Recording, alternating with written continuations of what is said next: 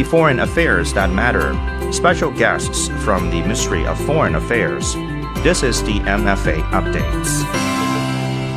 สวัสดีค่ะ and welcome to MFA Update.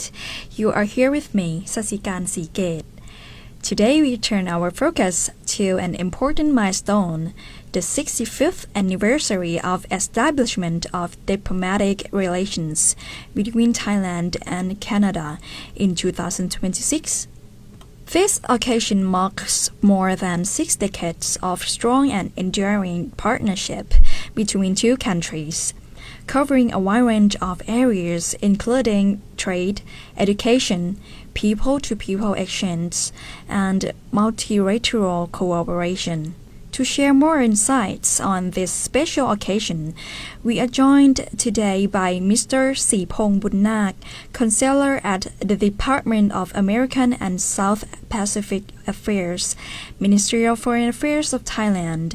Let us begin our conversation. The foreign affairs that matter. Special guests from the Ministry of Foreign Affairs.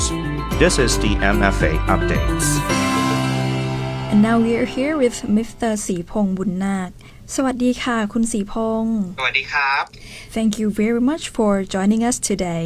To begin with, could you please provide us with an overview of the relations between Thailand and Canada? Of course, thank you. And thank you very much for inviting me to the program. So, first of all, let me review the overviews of Thailand and Canada relations. So Thailand and Canada have enjoyed over 64 years of friendly, stable, and forward-looking relationships since 1961. The cooperations expand a wide range of areas, that is including political and security cooperations, trade and investment, education, science and technologies, and tourism.So I'd like to highlight the key highlights. That would be economic cooperations, which is continuing to grow, with Thailand enjoying a trade surplus of over $1 billion. Strong educational ties also between Thailand and Canada, with more than 1,500 Thai students studying in Canada.We also have a vibrant people-to-people relations. Over 14,000 Thai nationals reside in Canada, and more than 250,000 Canadian tourists visit Thailand annually. And in regards to that, we have a direct flight between Bangkok and Vancouver, now operates as a regular route, strengthening our connectivities.So with the recent engagement, we also have the Thai Prime Ministers of both countries. May I correct that? The Prime Ministers from both countries met during the APEC economic leaders meetings in Gwangju, which is in Republic of Korea, on the 30th of October 2025. So the key topics that they discussed were initiative of negotiations on the Thailand-Canada free trade agreements. So all the acronym is FTA, security cooperations, and also a clean energy collaborations. So that is pretty much the overview for the Thailand-Canada relations.Thank you for that overview. As we know, 2026 marks the 65th anniversary of diplomatic relations between Thailand and Canada. Could you tell us what makes this milestone particularly special? Are there any initiatives, key areas of cooperation, or joint activities planned to commemorate this occasion?Right. So thank you very much for the questions. So let me just put on the backgrounds a little bit for the 65th anniversaries. So as you may know, that this year, 2026, is marked the 65th anniversaries of diplomatic relations. The actual dates of the diplomatic relations is on the 8th of November, 2026. So the kickstart events that we had with the Canada side is we have joint organized the local designs competitions to mark the anniversaries. The main objective of the local competitions is to raise public awareness of the long-standing friendship and to build momentum for deeper cooperations throughout the years. So we pretty much, once we have a logo, both sides, so both Canada and Thailand, would use these logos in every activities that related to bilateral relationships. So the submissions were opened to Thai and Canadian youth residing in Thailand. So since the 15th November to the 5th of December 2025. And the winner is Kun Korakot Chayon. Reflect his design is actually reflecting the friendship, sustainability, and resilience of the relationship. So if you don't mind, I would like to kind of explain a little bit on the concept designs. So for Kun Korakot's design is implementing with the elephants, which is representing Thailand's formed number of 6, and the maple leaves representing Canada form the numbers of 5. So that's representing the 65th anniversaries. And within the logo itself, we're using free language to communicate with the people. So first language is English, followed by French, and also in Thai. The key corporations, so if we're moving on from the logos, the key corporations that we are looking forward to in 2026 is mainly the strengthening of economic cooperations. So especially on Thailand-Canada FTA, which was mentioned before during the overview. So the FTA itself is Canada has already have the FTA with the some ASEAN countries, including Indonesia and several countries in ASEAN based on the platform of CPTPP. But right now, Canada is pursuing the FTA with Thailand and Philippines. For the Philippines itself, they've already started negotiations. And for the FTA itself, you can see that Canada is very active, and the Canadian Ministers of International Trade has reaffirmed and reiterate the priorities with our Ministry of Commerce at the WEF, or the so-called the World Economic Forums back on the 20th of January 2026. And for Thailand-Canada itself, so we are planning to discuss the scopes of negotiations in May 2026.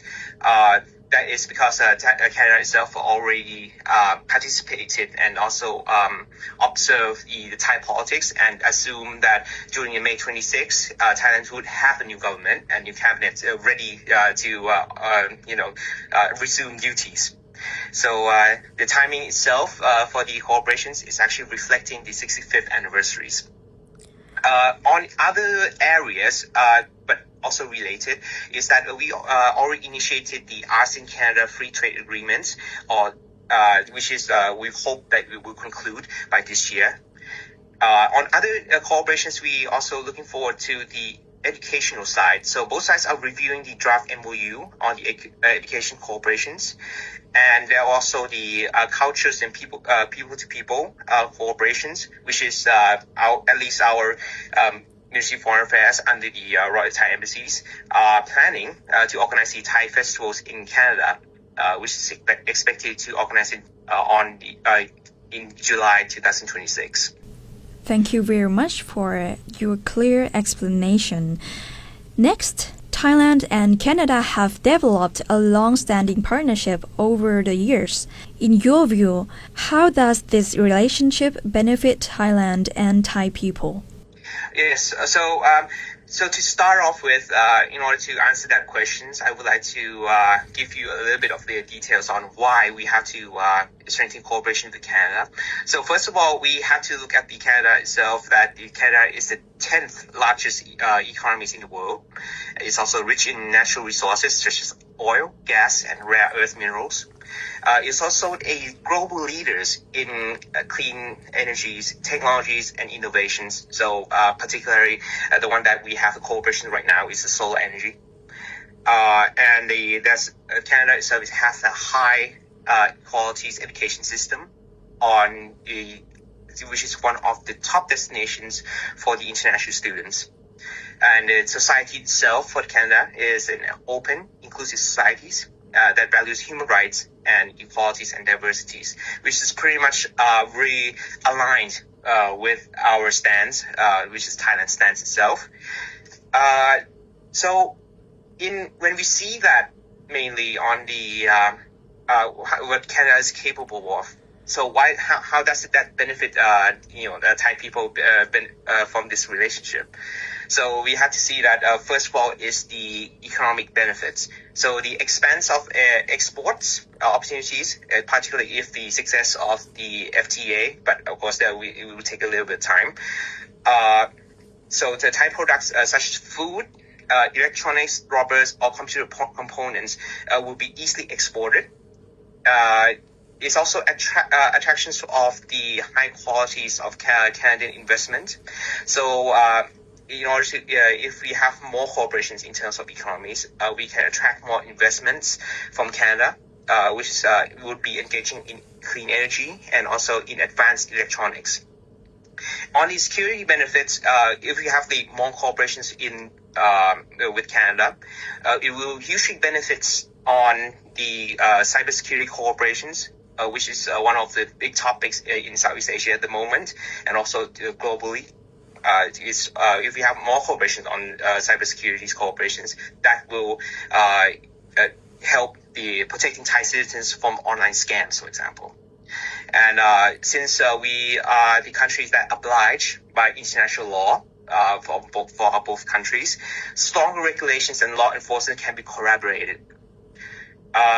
On the educations and youth, so we can engage in terms of people-to-people exchange.